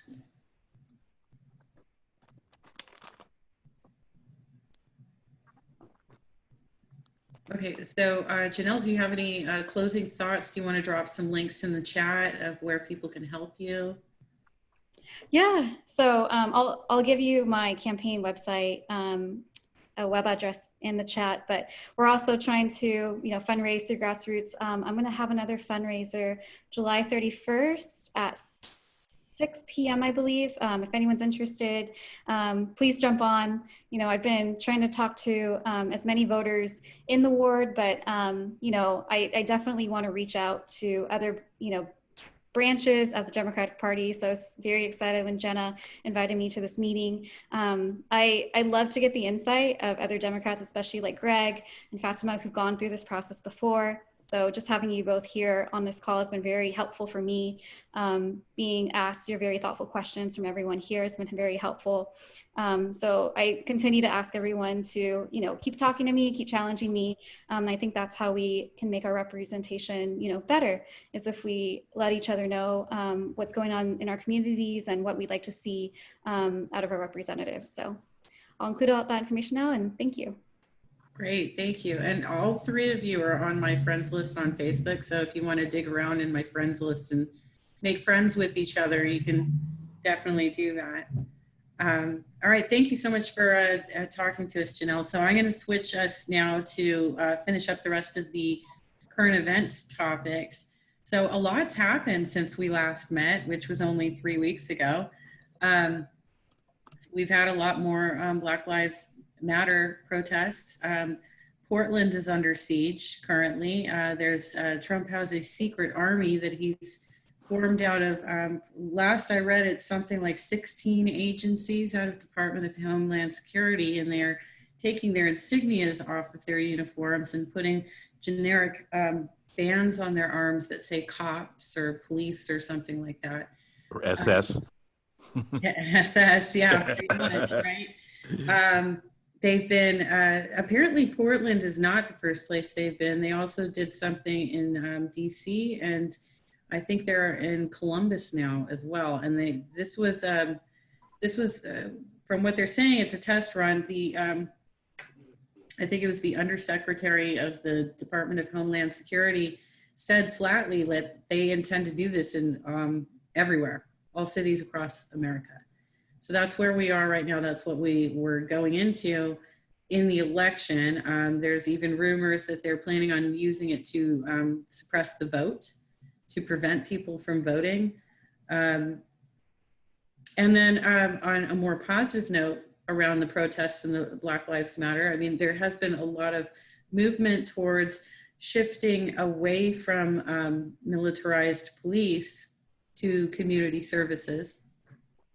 And it was something that hits home for me because I used to live in Richmond, Virginia. All of the Confederate statues on Monument Avenue were torn down. So that was a lot of fun.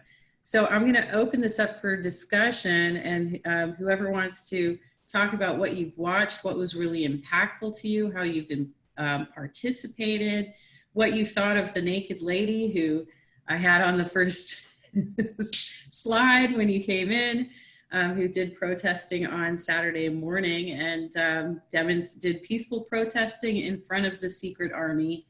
And Was she trying my idea, where if you don't have to wear a mask, then you don't have to wear clothes? she wore only a mask. That was okay. all she had on, was a mask. And she assumed a birthing position with her legs wide open and her arms raised right in front of them. And they were so puzzled, they just left. Wow. Yeah. So it was some brilliant, peaceful protest. But so what have you all been observing, and how have you participated? What are your thoughts? Hands raised, or anybody want to jump in? Well, I'll just say I've been doing most of my participating right now on social media, just primarily on Facebook.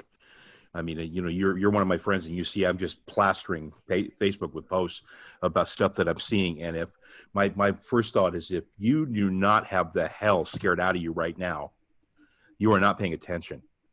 I mean, when I saw what was going on in Portland, I'm like, oh my God, he's really going to do this. He's going to call off the election in November because he knows that he is dead lost. And it's scaring the hell out of me. And you'll notice I post a lot of, for years, I've been posting a lot of posts that say, this is what oligarchy looks like, you know, which I think those of us who are true progressives really should be able to relate to, talking about, you know, the unequal wealth. Well, now I've been doing one called, this is how dictatorships are built. And if you look at what's going on, it's like, this is exactly what happened, you know, in the, you know, under Hitler. And I mean, the parallels are striking, and they're getting more striking every day. And it's truly scaring the hell out of me. I mean, I'm wondering, are we going to have an election in November at all? And I'm hoping that the polls are accurate, because, you know, you know, everybody says that they're not, and you never know. And look what happened in 2016. And when you say that there seems to be more sentiment supporting Black Lives Matter, I hope that's true. That hits home with me because, you know, the woman I love she's Black, and she gets targeted on three fronts: because she's Black, because she's a woman, and because she has a Muslim background. And she actually had, even though she lives in the Antelope Valley, she had a very bad experience with the Orange County Sheriff's Department back in 2015. I don't want to get into the details, but it was one of those situations where she was clearly targeted and mistreated probably because of all three of those. You know, it's just like I said, the whole thing is scaring me, and there is a large group of people who are saying, you know, who are sympathizing with it, and, you know, we become so polarized. There's no middle ground, and I fear that even if we have elections, are we going to have another civil war? I mean, you know, a lot of things that just never even crossed people's minds are starting to cross my mind. And it's just really scaring the hell out of me. And, you know, and that's why I'm thinking in terms of, let's try to make California the best thing it can be, because are we watching the destruction of this country? Right. Alberto? Yeah, I mean, you know, the day after Trump got elected in 2016, I was one of the many that posted in the blog sphere and in social media that we are into a Twilight Zone episode. Hopefully this Twilight Zone episode will end up with a reverse Apprentice episode where Trump gets fired. But I've been around the world. I was born originally in Uruguay. I know about how dictatorships happen. And yes, I agree with you, Greg. We are in the beginning of the process of the establishment of a dictatorship in America. There's no question about it. I met Trump personally back in 1994, and I have met thousands of people all over the world. I've done business in 44 countries. I have a map back there with pins everywhere. And I have never, ever met somebody in my whole life that I wanted to punch the moment that I met, like Trump, okay? I mean, I was having dinner with another real billionaire. Behind me, there was another real billionaire, and Trump showed up, and I almost punched him the way he disgusted me when I introduced myself. I never had that experience before or after. So yes, this guy is mentally incapable of understanding anything other than staying in power. And there seems to be an evil group of very smart people around him, and I'm identifying them and so on.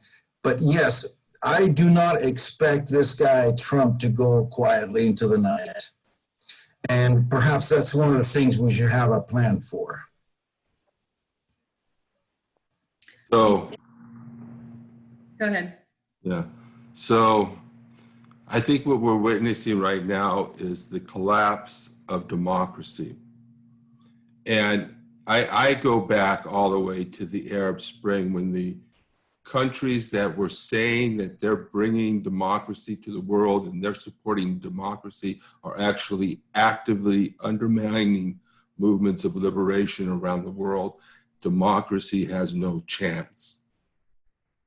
So that was the beginning, then the refugee crisis and the rise of the right. This is a worldwide trend. It has to be looked at in a context of a worldwide trend, because Trump came to power with a bunch of other authoritarians as well. And I really think that this is being orchestrated by authoritarian governments who have been empowered and want to end any called democracy and human and civil rights. They want to put an end to those things.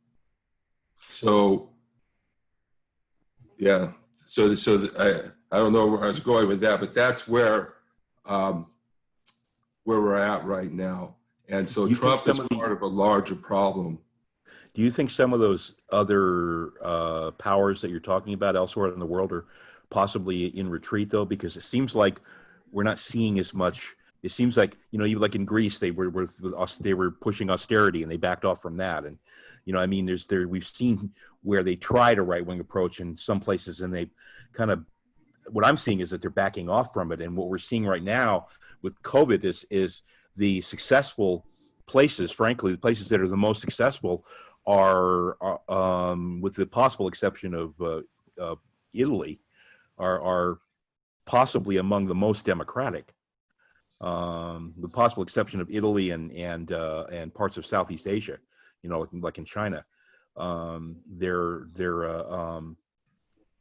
they seem to be the most democratic. So I don't know if maybe in a way this, and I don't like to talk about COVID-19 as a positive thing, but I mean it's a wake up call, and I'm liking to think that it's causing us to rethink a lot of things right now, and maybe that's the silver lining in the cloud.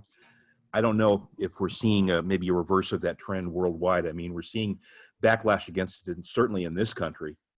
And if you look at the polls, I mean, it's just the wave is becoming a tsunami, in my opinion. If you look around the world, there's two particular countries. If you look at the list of countries that are doing the worst, United States is doing the worst. Then comes Brazil. Brazil is run by Bolsonaro, Trump's buddy, and there is an increasing opposition to Bolsonaro. The political situation in Brazil is complex, but Bolsonaro is losing power. In the other country that follows them, other than India, where what's his name is also a buddy of Trump, but is Russia. And I just read today, Putin. I was thinking of Narendra Modi in India. But for Rasputin? Putin, there's been 8 days of anti-Putin demonstrations in the streets of Russia in the last 8 days. That's what I read today. So even in Russia, there is a awareness that this authoritarianism is just not working. So the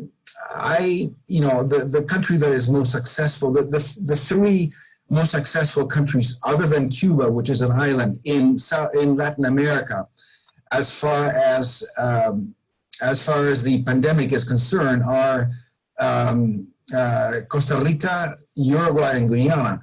And they happen to be, Costa Rica and Uruguay happen to be full democracies according to the Economist Index. America is a flawed democracy according to the Economist Index, if you look at it. So yes, there's an increasing awareness that democracy does help, given the success that Europe in general has had with the pandemic. Yes, to the point of democracy being, if this is the death to democracy, basically in America, I would say that there's a lot of evidence to support that, because it's not just at the federal level, it's all the way down to local government. And we're seeing this solidified by our Board of Supervisors, by our Board of Education, by our Orange County Sheriff. And I'm sure that Orange County isn't the only county that's experiencing such rebellion against like whatever leadership might be in place for them that disagrees with Trump's agenda. So for instance, we have a governor who is not supporting Trump's agenda, but we have, what, 70% of our municipal seats in the county are still Republican held. And I'm sure we've all noticed, at least in Orange County, that white supremacists are completely emboldened right now. And not only have hate crimes increased during Trump's term, but now we're seeing this crazy anti-mask coalitions where they're turning it into an aggression, an assault against us, where they are basically biological warfare just walking around. And the sheriff is totally letting this happen. And so, yeah, I agree with you. I think it's really scary because we've lost so many. We have to win all of these seats. We need to make Janelle win. We need to make Fatima win. We need to win all of the seats, because even just having any of them in office at this point, like if we only have one or two of them, that's fine, whatever. They're just a disruptor on the council, but we need a majority on all of these bodies, or we lose. And the fact that he could potentially use his SS army to prevent voters from actually voting, I mean, that's a real possibility. It's a real possibility that he may harass neighborhoods and make it impossible for them to vote, especially because he's trying to kill the post office. He's trying to make it impossible to vote by mail. So he's trying to force people to go into the polls. And we already saw what they did during the primaries. They also reduced the amount of polling centers and made it so that the lines were hours and hours long. Mm-hmm. And you've got to social distance while you're doing it, or you're going to get infected. So yeah, it's scary. This November is going to be incredibly scary, and it doesn't matter what the polls say, because we have no idea what he's going to do to try and cheat us and win this election. Sorry, I couldn't find the hand raise function. I think it's maybe because I'm a host or something. I don't know if that's what.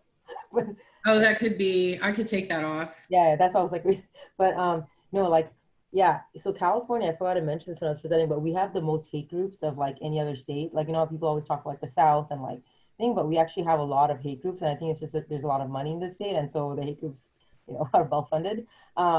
But I just wanted to like add a bit of hope. Like I know maybe it's because I live in LA County, and it seems like Orange County is very dismal right now with all, because we don't have that in LA County, like this anti-mask, and I hear about it, and I'm like, I want to actually go check. It's crazy, like that they're like, not, I don't know, it's just like what they're doing with the anti-mask thing, and it's just it's like, I don't know, it's so irrational. But I don't know. I think like maybe because I'm in LA County, but I guess I kind of see hope. I almost did a little bit of what Greg said.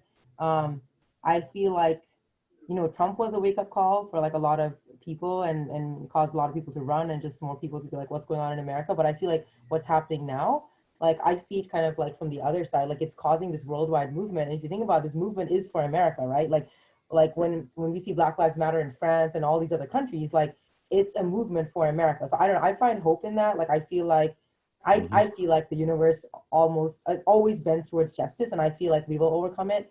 I mean, I know we were comparing it to Hitler and stuff, but the time of Hitler, like the thing is like when you had dissent, right? You were like shut down, you were killed. But I have hope in the underlying structure of America, and that the fact that people could protest and speak out and say these things, like I think that's what's going to stop us from ever getting to that stage. And I believe that, like, you know, I mean, to be honest, I don't know if Trump's going to lose. I really don't, because in 2016, we said he was going to lose. So I don't know if I believe that. But I think even if he does win, like, I think that I find hope, like, in local people on the ground, local politics. And I think the way our constitution is designed, the states have a lot of powers. Like you were talking about, Jenna, like the Republican governors, like those are races, like I can find hope in. Like we can get good people in office, like so that even if Trump gets like, he's the one in the media, but at the end of the day, the states have a lot of power the way our constitution is designed. And so, and the local city councils too. Like LA City Council, especially, they get paid they get paid so much money. I mean, these are powerful. LA City Council is like powerful in terms of like the world. So I don't know. I find hope in that, like local politics, like direct actions that people are doing. It's like a worldwide movement. Like people are all rising up for America. And I really feel like that's going to be greater than all this other. And I think the reason I might feel this way is because I'm not an OC, but I just wanted to throw that. I hope you're right, but I got to tell you, if God forbid Trump were reelected, if he found a way to cheat enough to actually win the Electoral College again, I think he will be the last president of this country. I think that will be the end of America, and I don't think so. and that's just how I feel. I mean, I don't know. It's I don't believe people were sucked in by Hitler, and because he said the same message. We're gonna rescue this country, and he had to find people to blame and all that, and people bought it. And he didn't have the kind of mass media that we have now. He didn't have the internet. So, I don't know. It's just, I want to share your optimism, but right now, like I said, I'm sitting here at home, and it's just, this whole thing's scaring the hell out of me. I actually think, I'm going to say this, and I really think there's a 50-50 chance who's going to win. Like, I don't think Biden has it in the bag. I'm just being realistic. But with that, I have this optimism. We have to campaign like we're behind no matter what. So, well, America isn't what Germany was. Like, we have these safety nets in place. We have these rights in place, right? That's a huge difference. I think, I don't know, like as an immigrant, like I really appreciate that about this country, because I know, like when I was in Dubai, and my son's actually adopted from Morocco. I remember when I was in Morocco, like even if I was in a coffee shop, I couldn't say anything about like the leader. Like I could have, they could do anything to me, right? Like, so I just really appreciate, like, look at the picture you posted, Jenna. Like, imagine that happened in like a country that didn't have the type of democracy constitution we did. Like, I believe in that. I really do. And I don't think we're ever going to go into that. I think honestly that COVID-19 may be, in a sense, I hate to speak this way about something that has so far killed 140,000 people in America, but that may be the wake-up call that is going to save us, because people are going to recognize the importance of that safety net you're talking about. I think it was easy to convince them that, you're just spending you're giving people other people's money, and they're not being motivated to work, and all this stuff that people have been saying for years, and the average American buys that. But now I think that they're realizing we have to be prepared. We have to take care of ourselves. We're one virus away from financial devastation. And I hope people knowing that now, they're realizing we have to think in terms of preparation. We have to think in terms of a safety net and expanding it rather than contracting it. See, Greg, I agree with you. I think the states have a lot of power to do Medicare for all and do all those things, and we can't depend on getting Trump out of office. Just count on that. The movement, I think we are seeing more support for it now. So I think that you're right about that. There's something that I am afraid of, and that is that in the next month or so, the economic implosion that we're going through will become apparent to everybody. And I'm talking about an economic implosion like has never happened before. Already had. What has happened so far, it has never happened before. And what will happen in the next month or so, it could be definitely something that will distort everything we know. Because once the economy, Uruguay, where I'm from, used to be called the Switzerland of Latin America. It was one of the 10 richest countries per capita in the world. It had a very functional democracy, extremely functional. And what happened was the economy collapsed because of the price of wool. Uruguay depended on wool for its economy. And when the economy collapsed, that is when things got ugly politically. And that's what I see happening in the next 2 months. Okay. Well, you can't really. Folks, we are coming up on the hour, so I am going to have to cut the conversation at this point so that I can give you the last 5 minutes to make announcements about what's going on in your various groups and stuff. And before I do that, I'm going to let you know that I am planning to do a city council candidate forum at the August chapter meeting and have, I think what we'll do is just have the city council candidates will be the ones talking and all of the attendees will be muted. And so those council candidates can discuss Orange County topics and how you would deal with them in your relative cities. So who has announcements at this point? Because we have 5 minutes left. Well, can I get mine out of the way real quick? Sure. I mentioned that I was previously the progressive candidate for the 55th Assembly District, and I had to drop out because money won over ideas, unfortunately. And I would like to be able to give people background on myself, but it would just take too long here. And so what I'd like to do, if I can, I've kind of written up a summary of my background and the district and, and what happened with our campaign and everything. Is there someplace I can send it to so that it can be shared with people on the email list here so that they can, and then the Act Blue link, can be shared with them and my contact information can be shared with them so that people can be encouraged to, contribute and get the word out to other people. And maybe the organization itself may want to contribute. I'm trying to find out who I can talk to from Bernie Sanders' campaign, because I think they're still trying to help out other races, but I know he's focusing on current candidates rather than former ones. Right. But somebody suggested that I should still talk to somebody from his campaign, see if they might be able to help. So is there any contact information that I can get where I can send some of this information? I don't have contact information for the campaign, Greg, but are you saying you have like some sort of attachment that you would want included, like sent out to people, or do you have just a link where it is online and they can look at it? No, it's a document. I can send it by email and as an attachment, and people can read it through and they can see, what the race was about and, what my campaign was about and why we, why we ran and why we're not running anymore. Okay, you can send it to the ourrevsocal@gmail.com. Okay. That's the chapter email address. And what I'm hoping to do is put together a recap of this meeting, and then I can include whatever information you want me to include. I can throw that, as long as it's not too long, because I have to kind of recap everything we discussed. It's a page to a page and a half.